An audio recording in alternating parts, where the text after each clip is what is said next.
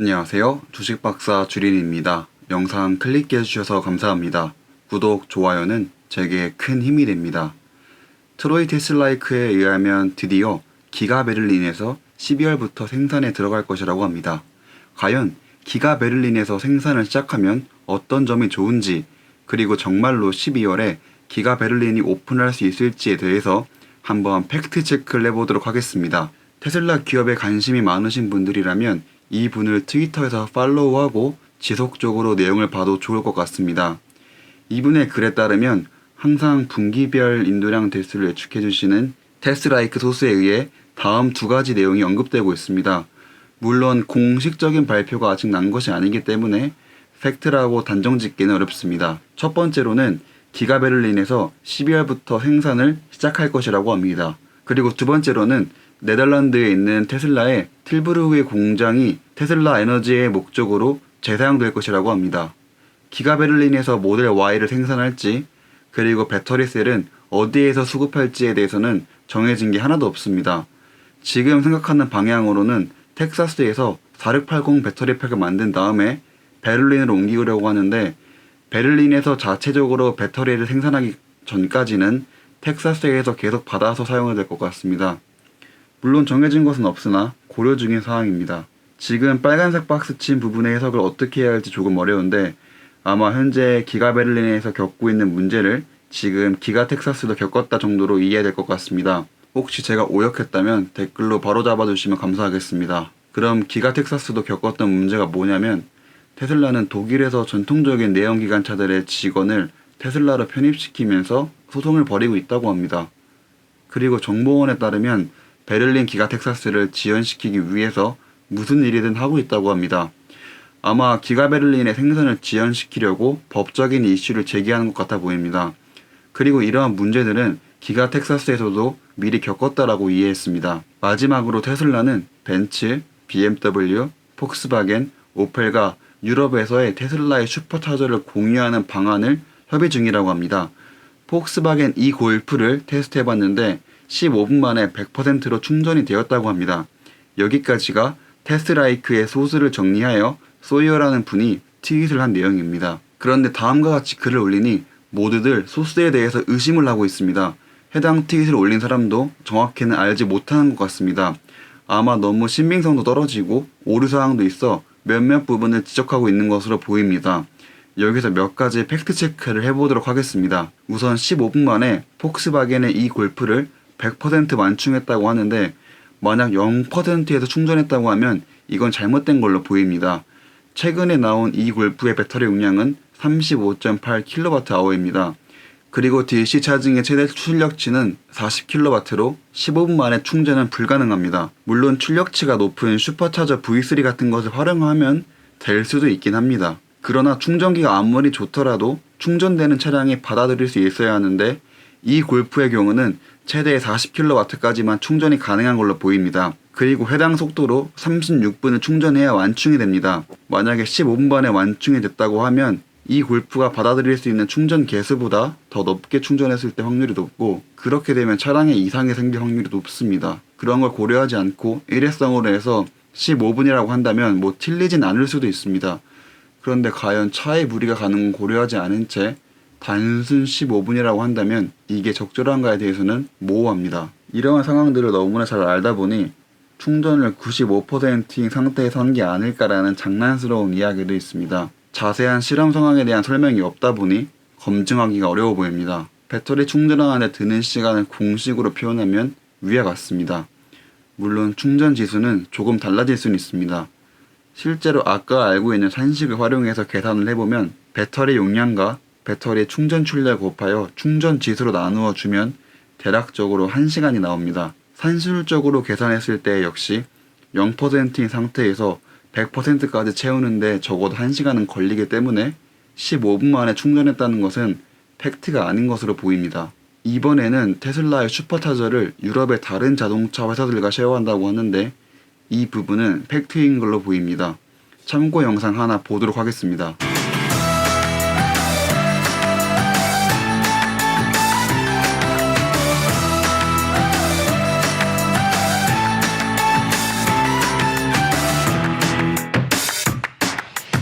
Und auch der Kia e-Niro hat keinen Knopf dafür. Und wir gucken mal, ob der Tesla-Knopf, das Auto lädt noch, da oben die Status-LED blinkt.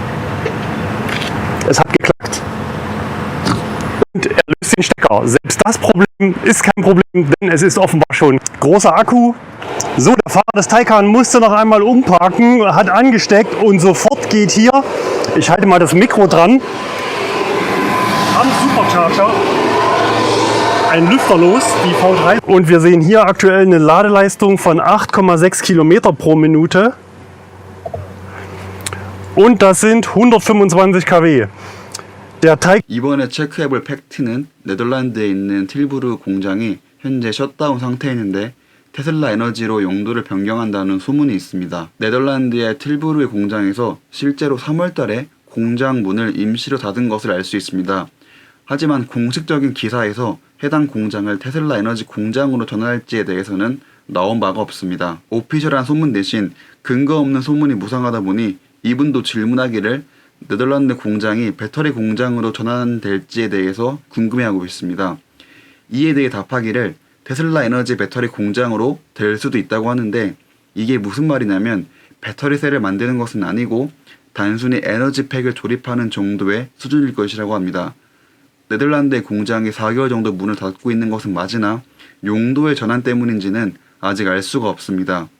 아무래도 이런 소문이 돌고 있는 거 보면 조만간 팩트가 나올 것 같긴 합니다. 그럼 이제 정말 기가 베를린이 12월에 오픈할까라는 소문에 대해서 팩트를 체크해 보겠습니다. 실제로 2021년 7월 1일에 공장을 오픈하기로 하였습니다. 이 말은 공장이 가동될 준비는 거의 된 것으로 보입니다. 그러나 환경 문제에 속한 도마뱀이나 벌목 등으로 여러가지 이슈 상황에 부딪히면서 연기가 되었습니다. 앞에서 말씀드렸던 로이어가 말한 독일의 전통적인 자동차 업계의 법률적인 문제로 오픈이 지연되고 있다는데 이 말이 사실이라면 단순 환경 문제를 이슈로 넘어서는 또 다른 이유들 때문에 오픈을 하지 못할 수도 있어는 보입니다. 하지만 이 부분은 근거가 없는 억측으로 팩트라고 볼 수가 없습니다. 테슬라의 기가 베를린은 예비 건설 허가를 기반으로 공사를 진행하고 있었습니다. 실제로 완공 건설 허가까지 받은 것은 아니었고 공장을 가동하려면 브라덴부르크 주의 환경청에 최종 허가를 받아야만 합니다. 하지만 테슬라가 지금 짓는 공장 근처에 음용수 보여구역도 있고 희귀한 도마뱀도 있어 환경단체의 반발에 부딪히면서 허가를 못 받은 게 팩트로 보입니다. 심지어 테슬라 공장이 완성된다고 하면 독일 동부 지역에 큰 힘이 될 것으로 보고 있습니다. 해당 지역은 높은 실업률과 대기업 유치에 어려움을 갖고 있습니다.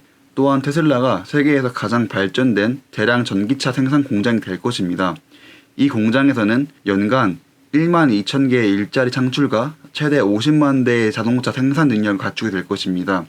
해당 지역의 막대한 일자리 창출과 경제적인 효과가 생기는데 환경적인 이슈 이외에 무언가인 독일의 전통적인 자동차 업계가 못 들어오게 막고 있다는 것은 너무나 논리적 비약이 있어 보입니다. 공장이 완성되면 배터리, 파워트레인, 그리고 모델 Y를 먼저 생산할 것이라고 합니다. 물론 그 당시의 계획과 지금의 계획은 조금 달라졌을 수도 있습니다.